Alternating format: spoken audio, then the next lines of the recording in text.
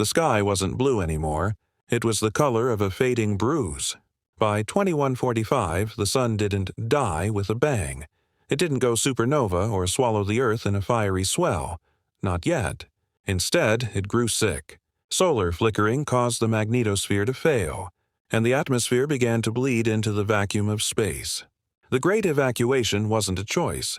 It was a desperate eviction notice.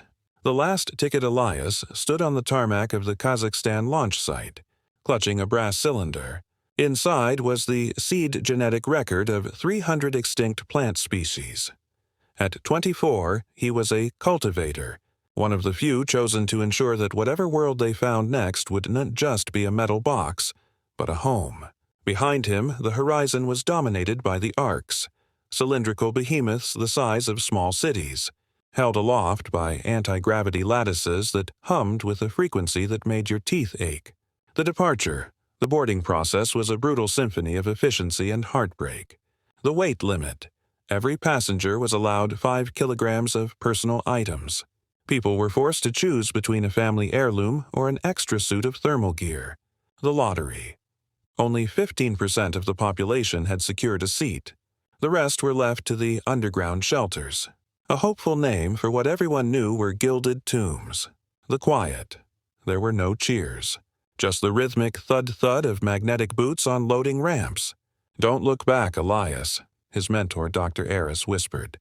"The sun we knew is gone. Looking at it now is like staring at a ghost." The final view as Arc 7 cleared the exosphere. Elias pressed his forehead against the reinforced quartz porthole. Earth didn't look like the marble in the history books. The oceans had receded, leaving salt-white scars across the continents. The clouds were thin and wispy, like a threadbare blanket. And there, hanging in the blackness, was the sun. Dull, pulsed with an irregular, sickly violet light. The physics of the void. To reach the nearest habitable candidate, Proxima Centauri b, the arcs had to utilize a slingshot maneuver using the very star that was killing them. As the arcs swung around the dying sun to gain the velocity needed for the interstellar jump, the cabin grew blisteringly hot. For 3 minutes, the survivors felt the sun's final, angry breath before the dark matter drives engaged. The long sleep, the destination was 4.2 light-years away.